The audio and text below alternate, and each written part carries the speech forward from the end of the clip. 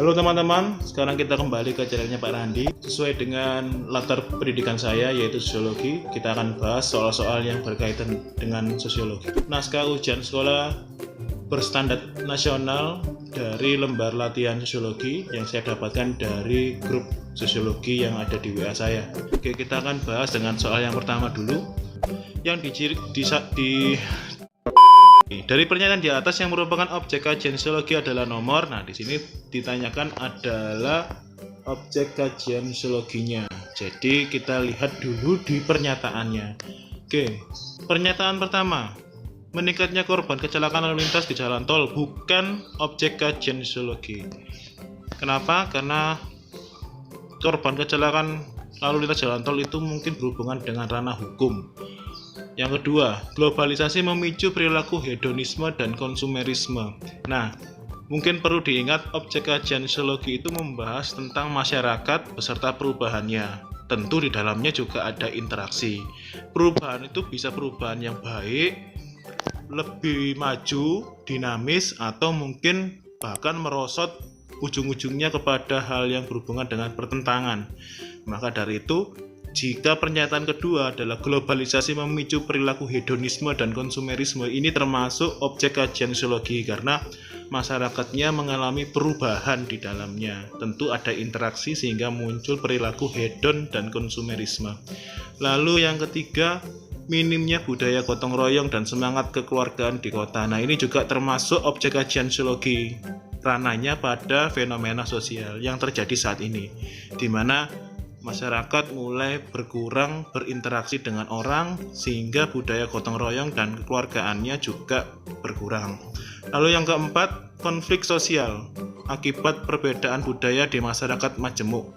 Nah, di sini ranah konflik sosial bisa terjadi karena muncul interaksi yang sifatnya pertentangan.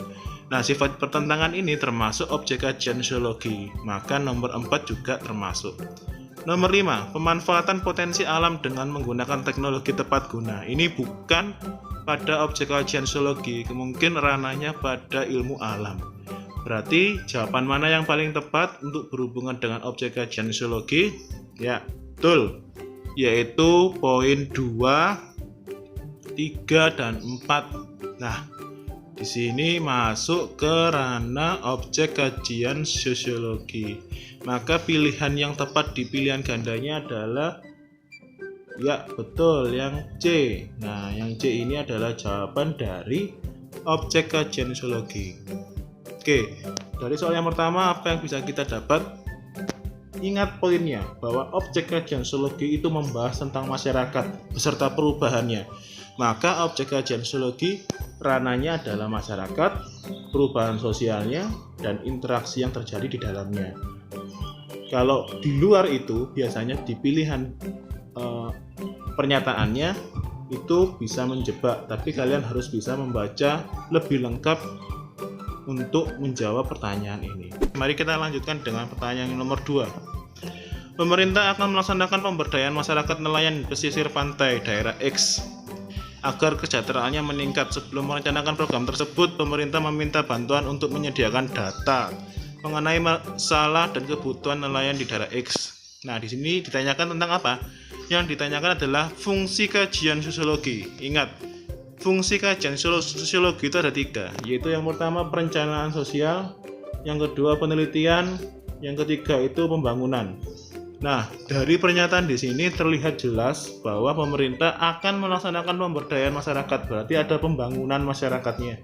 Di sini, pemerintah meminta bantuan untuk menyediakan data-data mengenai permasalahan dan kebutuhan nelayan. Nah, kalau kalian sempat membaca buku kelas 10 kalau nggak salah, di sini ada pernyataan bahwa pembangunan objek kajian sosiologi pembangunan itu ada 3 hal kalau nggak salah ya. Yang pertama itu tahap perencanaan, yang kedua itu tahap pelaksanaan, yang ketiga itu evaluasi kalau tidak salah itu. Nah, di sini masih belum dalam tahap pelaksanaan bahkan sampai tahap evaluasi. Nah, kenapa? Kalau kalian lihat di sini, coba saya garis bawahi di sini meminta bantuan untuk menyediakan data sebelum pembangunan.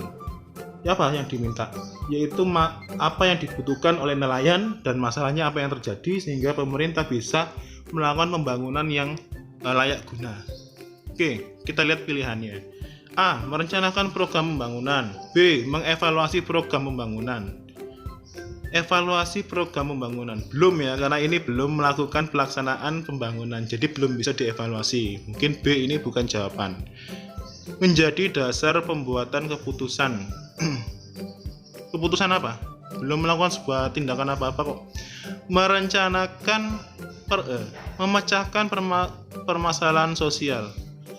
Kurang tepat karena ini berhubungan dengan proses pembangunannya, bukan dalam tahap perencanaan sosial. Menjadi sarana penelitian sosial ini juga bukan. Yang paling tepat di sini adalah merencanakan program pembangunan. Jawaban yang menurut saya paling tepat adalah program pembangunan. Kenapa? Karena di merencanakan program pembangunan itu pasti ahli sosiologi dimintai bantuan untuk menyediakan data apa yang dibutuhkan di masyarakat tersebut sehingga sehingga pembangunan itu bisa layak guna. Oke, untuk jawaban yang kedua yaitu A menurut saya. Oke, mari kita bahas pertanyaan yang nomor 3. Ibu menasehati adik. Kita baca dulu pertanyaannya. Ilustrasi tersebut menjelaskan fungsi nilai. Nah, fungsi nilai ya. Diingat-ingat fungsi nilai. Ibu menasehati adik agar ikut membawa alat-alat untuk memasak ke sekolah, seperti teman sekelompoknya. Pada mulanya adik keberatan karena menganggap kerepotan jika harus membawa kompor ke sekolah. Walau akhirnya ia menuruti nasihat ibu. Sebenarnya untuk menjawab ini sangat mudah. Dilihat dari pernyataannya bahwa ibu ini punya tanggung jawab supaya anaknya mengikuti nilai-nilai yang ada di sekolahnya, yaitu ketika guru meminta membawakan alat-alat untuk memasak, karena pada waktu itu memang ada kegiatan untuk memasak, sehingga sang adik ini harus mau nggak mau dengan berat hati dia harus mengikuti nasihat dari si ibu. Nah, ini terlihat jawabannya pasti berhubungan dengan memaksa seorang untuk mengikuti kebiasaan yang sudah ada di masyarakat itu. Masyarakat itu berarti di sekolahnya. Nah, di sini fungsinya pasti berhubungan dengan ini pemaksa individu dalam berperilaku, membentuk solidaritas dalam kelompok, itu bukan. Memberi sanksi kepada perilaku menyimpang. Nah, anaknya tidak melakukan penyimpangan, walaupun dengan berat hati dia mengikuti perilaku yang sudah ada. Mengatur cara berpikir individu untuk hidup. Karena ada rasa keberatan, maka untuk poin D tidak. Penerjemah dalam pelaksanaan norma sosial. Yang paling tepat adalah jawaban di sini adalah memaksa individu dalam berperilaku, karena ada pernyataan walaupun adiknya keberatan tapi tetap menuruti nasihat ibu. Nah, berarti memaksa individu untuk berperilaku. Oke, pertanyaan ketiga sudah selesai. Kita coba dengan pertanyaan yang keempat. Kita baca dulu pertanyaannya. Yang merupakan penerapan dari tujuan media sosialisasi primer. Nah, sosialisasi primer di sini, kalau kalian masih ingat materi sosiologi yang sosialisasi, maka siapakah yang punya peran dalam melakukan sosialisasi primer? Pasti adalah orang yang selalu ada bersama dengan pelaku yang disosialisasi, yaitu keluarga. Jadi keluarga adalah pelaku sosialisasi primer bagi seorang anak atau mungkin individu. Nah, pertanyaannya adalah yang merupakan penerapan dari tujuan media sosialisasi primer. Nah, tujuan dari sosialisasi primer itu membuat anak untuk siap menjadi seorang individu atau bahasa lainnya sebagai manusia.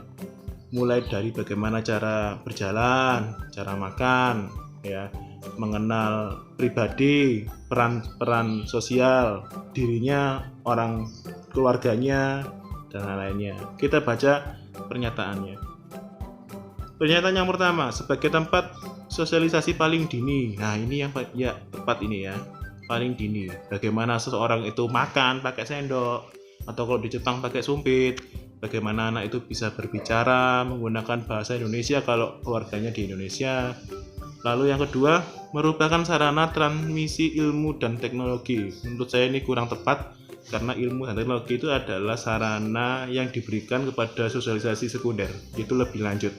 Yang ketiga, sebagai pembentuk kepribadian individu. Menurut saya ini juga betul, sehingga seorang anak itu punya kepribadian mulai dari kecil, yaitu dibentuk dari keluarga.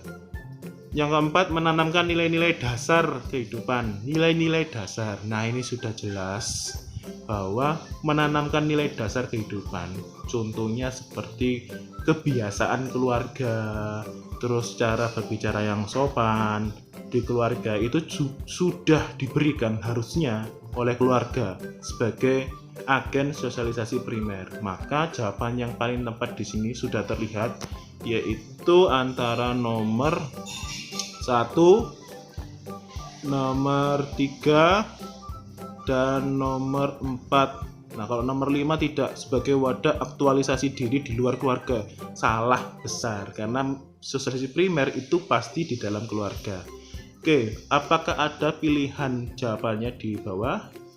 Untuk jawaban 1, 3, dan 4 ada, yaitu di poin B. Oke, di sini. Oke. Nah, dari 4 soal ini waktunya 12 menit, cukup panjang ya. Tapi saya rasa dan saya harap kalian bisa belajar dari apa yang saya tunjukkan di sini. Nanti untuk pembahasan ke depan bisa kalian tanyakan lewat kolom komen. Di channel selanjutnya kalian tetap stay tune ya. Jangan lupa like, subscribe, dan komen ya. Terima kasih.